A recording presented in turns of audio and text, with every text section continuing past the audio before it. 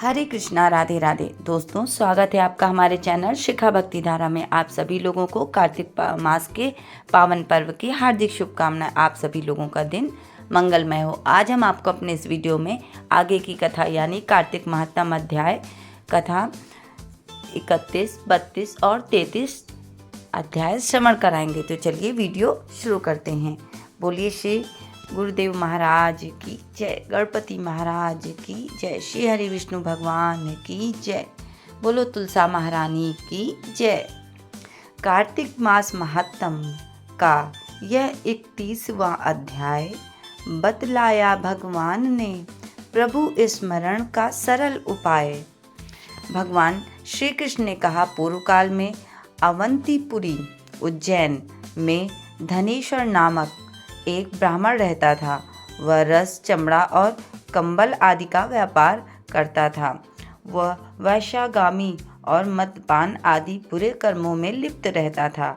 चूँकि वह रात दिन पाप में रत रहता था, इसलिए वह व्यापार करने नगर नगर घूमता था। एक दिन वह क्रय विक्रय के कार्य से घूमता हुआ महिष्मतीपुरी में जा पहुंचा, जो राजा महिष ने बसाई थी। वहाँ पापनाशनी नर्मदा सदैव शोभा पाती हैं। उस नदी के किनारे कार्तिक का व्रत करने वाले बहुत से मनुष्य अनेक गांवों से स्नान करने के लिए आए हुए थे। धनेश्वर ने उन सबको देखा और अपना सामान बेचता हुआ वह भी 1 मास तक वहीं रहा। वह अपने माल को बेचता हुआ नर्मदा नदी के तट पे घूमता हुआ स्नान, जप और देवार्चन में लगे हुए ब्राह्मणों को देखता और वैष्णवों के मुख से भगवान विष्णु के नामों का कीर्तन सुनता था। वह वहाँ रहकर उनको स्पर्श करता रहता, उनसे बातचीत करता रहता। वह कार्तिक के व्रत के उद्यापन विधि तथा जागरण भी देखता रहा। उसने पूर्णिमा के व्रत को भी देखा कि व्रती ब्राह्मणों तथा गुरुओं को भोजन करा रहे हैं, उनको दक्षिणा आदि भी दे रहे हैं। उसने नित्य प्रति भगवान शंकर की प्रसन्नता के लिए होती दीपमाला भी देखी। त्रिपुर नामक एक राक्षस के 3 रूपुरों को भगवान शिव ने इसी तिथि को जलाया था, इसलिए शिव जी के भक्त इस तिथि को दीप उत्सव मनाते हैं। जो मनुष्य मुझ में और शिव जी में भेद करता है, उसकी समस्त क्रियाएं निष्फल हो जाती हैं। इस प्रकार नर्मदा तट पर रहते हुए जब उसको 1 माह व्यतीत हो गए, तो एक दिन अचानक उसे किसी काले सांप ने डस लिया। इससे विहल होकर वह भूमि पे गिर पड़ा। उसकी ये दशा देखकर वहाँ के दयालु भक्तों ने उसे चारों ओर से घेर लिया और उसके मुंह पर तुलसी दल मिश्रित जल के छींटे देने लगे। जब उसके प्राण निकल गए, तब यमदूतों ने आकर उसे बांध लिया और कोड़े बरसाते हुए उसे यमपुरी ले गए। उसे देखकर चित्रगुप्त ने यमराज से कहा, इसने बाल्यावस्था से लेकर आज तक केवल बुरे कार्य ही किए हैं। इसके जीवन में तो पुण्य का लेश मात्र भी दृष्टिगोचर नहीं होता। यदि मैं पूरे 1 वर्ष तक भी आपको सुनाता रहूं, तो भी इसके पापों की सूची समाप्त नहीं होगी। ये महापापी है, इसलिए इसको 1 कल्प तक घोर नरक में डालना चाहिए। चित्रगुप्त की बात सुनकर यमराज ने कुपित होकर कालनेमी के समान अपना भयंकर रूप दिखाते हुए अपने अनुचरों को आज्ञा देते हुए कहा, हे प्रेतो सेनापतियों, इस दुष्ट को मुदगरों से मारते हुए कुंभीपाक नरक में डाल दो। सेनापतियों ने मुगदरों से उसका सिर फोड़ते हुए कुंभीपाक नरक में ले जाकर खौलते हुए तेल के कढ़ाई में डाल दिया। प्रेत सेनापतियों ने उसे जैसे ही तेल के कढ़ाई में डाला, वैसे ही वहाँ का कुंड शीतल हो गया। ठीक उसी प्रकार जिस प्रकार पूर्व काल में प्रहलाद जी को डालने से दैत्यों की जलाई हुई आग ठंडी हो गई थी। यह विचित्र घटना देखकर प्रेत सेनापति यमराज के पास गए और उनसे सारा वृत्तांत कहा। सारी बात सुनकर यमराज भी आश्चर्यचकित हो गए और इस विषय में पूछताछ करने लगे। उसी समय नारद जी वहां आए और यमराज से कहने लगे, सूर्यानंदन, यह ब्राह्मण कहने लगे ये ब्राह्मण नरकों का उपभोग करने योग्य नहीं है। जो मनुष्य पुण्य कर्म करने वाले लोगों के दर्शन, स्पर्श और उनके साथ वार्तालाप करता है, वह उनके पुण्य का 6वां अंश प्राप्त कर लेता है। ये धनेश्वर तो 1 मास तक श्री हरि के कार्तिक व्रत का अनुष्ठान करने वाले असंख्य मनुष्यों के संपर्क में रहा है। अतः ये उन सबके पुण्यांश का भागी हुआ है। इसको अनिच्छा से पुण्य प्राप्त हुआ है, इसलिए ये यक्ष की योनि में रहे और पाप भोग के रूप में सब नरक का दर्शन मात्र कर के ही यम यातना से मुक्त हो जाए।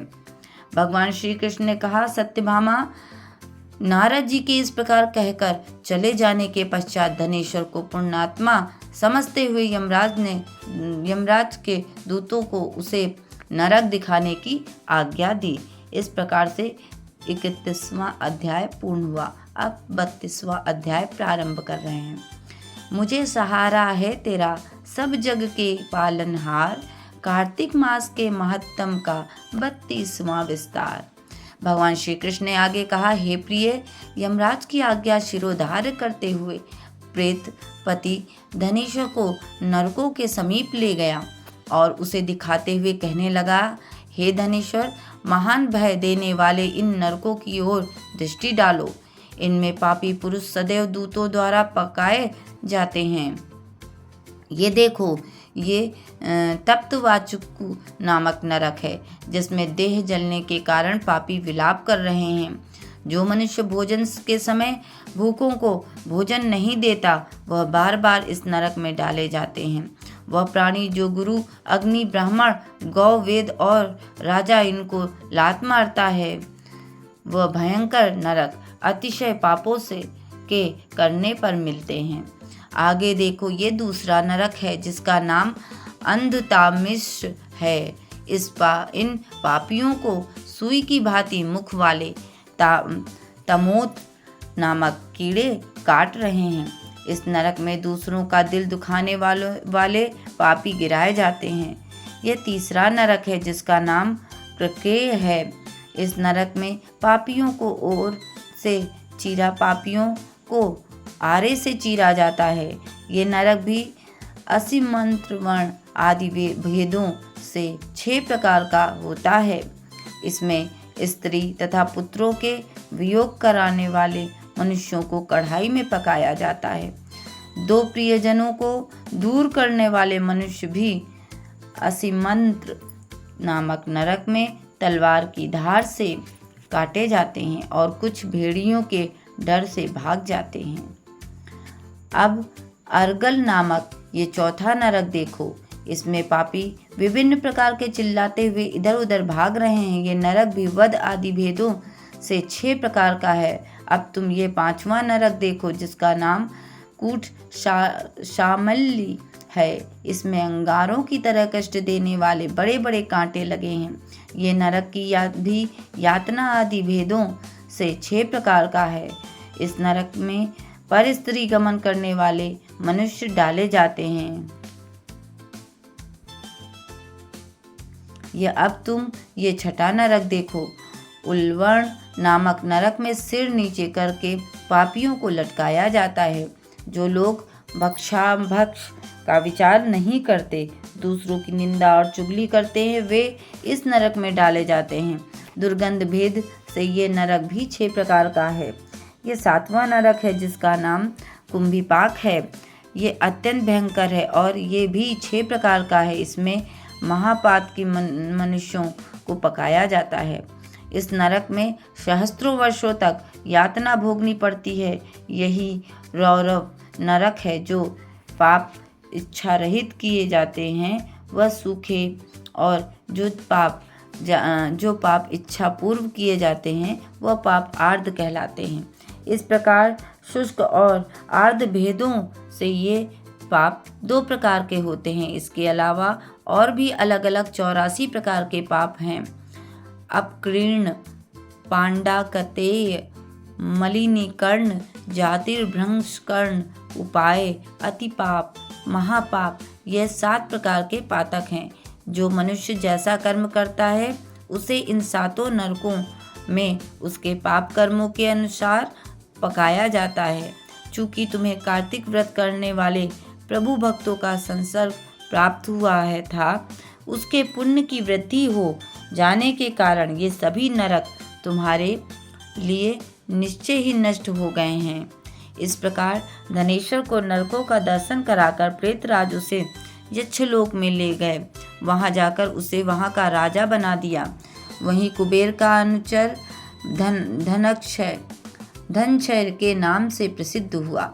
बाद में महर्षि विश्वामित्र ने उसके नाम पर तीर्थ बनाया था। कार्तिक मास का व्रत फल महाफल देने वाला है। इसके समतुल्य अन्य कोई दूसरा पुण्य कर्म नहीं है। जो भी मनुष्य इस व्रत को करता है तथा व्रत करने वाले का दर्शन मात्र भी करता है, उसे मोक्ष की प्राप्ति होती है। इस प्रकार से कहते हुए अगला अध्याय प्रारंभ करते हैं। अगला अध्याय है आपका 33वां। दया दृष्टि कर हृदय में भव भक्ति उपजाओ, 33वां अध्याय लिखूं कृपा दृष्टि बरसाओ। सूत जी ने कहा, इस प्रकार अपनी अत्यंत प्रिय सत्यभामा को ये कथा सुनाकर भगवान श्री कृष्ण संध्योपासन करने के लिए माता के घर में गए। ये कार्तिक मास का व्रत भगवान विष्णु को अति प्रिय है तथा भक्ति प्रदान करने वाला है।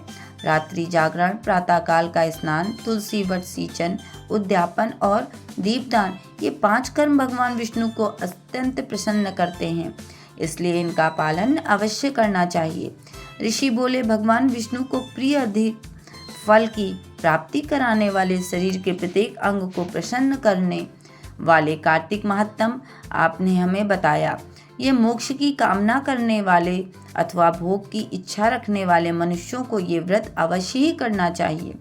इसके अतिरिक्त हम आपसे एक बात पूछना चाहते हैं कि यदि कार्तिक मास का व्रत करने वाला मनुष्य किसी संकट में फंस जाए या वह किसी वन में हो या व्रती किसी रोग से ग्रस्त हो जाए तो उस मनुष्य को कार्तिक व्रत को किस प्रकार करना चाहिए? क्योंकि कार्तिक व्रत भगवान विष्णु को अत्यंत प्रिय है और इसे करने से मुक्ति एवं भक्ति प्राप्त होती है, इसलिए इसे छोड़ना नहीं चाहिए। श्री सूत जी ने इसका उत्तर देते हुए कहा, यदि कार्तिक का व्रत करने वाला मनुष्य किसी संकट में फंस जाए तो वो हिम्मत करके भगवान शंकर या भगवान विष्णु के मंदिर जो भी पास में हो उसमें जाकर रात्रि जागरण करे। यदि व्रती घने वन में फंस जाए तो फिर पीपल के वृक्ष के नीचे या तुलसी के वन के पास जाकर जागरण करे। भगवान विष्णु की प्रतिमा के सामने बैठकर विष्णु जी का कीर्तन करे। ऐसा करने से सहस्त्रों गायों के दान के समान फल की प्राप्ति होती है। जो मनुष्य विष्णु जी के कीर्तन में बाजा बजाता है उसे वाजपेयी यज्ञ के समान फल की प्राप्ति होती है और हरि कीर्तन में नृत्य करने वाले मनुष्यों को सभी तीर्थों के स्नान करने का फल प्राप्त होता है। किसी भी संकट के समय या रोगी हो जाने और जल न मिल पाने की स्थिति में केवल भगवान विष्णु के नाम मात्र से मार्जन ही कर लें। यदि उद्यापन ना कर सके तो व्रत की पूर्ति के लिए केवल ब्राह्मणों के प्रसन्न होने के कारण विष्णु जी प्रसन्न रहते हैं। यदि मनुष्य दीपदान करने में असमर्थ हो तो दूसरे का की दीप की वायु आदि से भली भांति रक्षा करे। यदि तुलसी का पौधा समीप न हो तो वैष्णव ब्राह्मण की पूजा कर ले, क्योंकि भगवान विष्णु सदैव अपने भक्तों के समीप रहते हैं। इन सब के ना होने पर कार्तिक का व्रत करने वाला मनुष्य ब्राह्मण, गौ, पीपल और वट वृक्ष की श्रद्धापूर्वक सेवा करे। शौनक आदि ऋषि बोले, आपने गौ तथा ब्राह्मणों के समान पीपल और वट वृक्षों को बताया है और सभी वृक्षों में पीपल का तथा वट वृक्ष को ही श्रेष्ठ कहा गया है, इसका कारण बताइए। सूत जी बोले, पीपल भगवान विष्णु का और वट भगवान शंकर का स्वरूप है। पलाश ब्रह्मा जी के अंश से उत्पन्न हुआ है। जो कार्तिक मास के उसके पत्तल में भोजन करता है वह भगवान विष्णु के लोक में जाता है। जो इन वृक्षों की पूजा, सेवा एवं दर्शन करते हैं उनके सभी पाप नष्ट हो जाते हैं। ऋषियों ने पूछा, हे प्रभु, हम लोगों के मन में एक शंका है कि ब्रह्मा, विष्णु और शंकर वृक्ष स्वरूप क्यों हुए? कृपया आप हमारी इस शंका का निवारण कीजिए। सूत जी बोले, प्राचीन काल में भगवान शिव तथा माता पार्वती विहार कर रहे थे। उस समय उनके विहार में विघ्न उपस्थित करने के उद्देश्य से अग्निदेव ब्राह्मण के रूप में धारण करके वहां पहुंचे। विहार के आनंद में के वशीभूत हो जाने के कारण कुपित होकर माता पार्वती ने सभी देवताओं को शाप दिया। माता पार्वती ने कहा, हे देवताओं, विषय सुख से कीट पतंगे तक अनभिज्ञ नहीं हैं। आप लोगों के ने देवता होकर भी उसमें विघ्न उपस्थित किया है, इसलिए आप सभी वृक्ष बन जाओ। सूत जी बोले, इस प्रकार कुपित पार्वती जी के शाप के कारण समस्त देवता वृक्ष बन गए।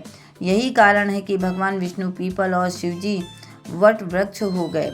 इसलिए भगवान विष्णु का शनि देव के साथ योग होने के कारण केवल शनिवार को ही पीपल को छूना चाहिए, अन्य किसी भी दिन नहीं छूना चाहिए।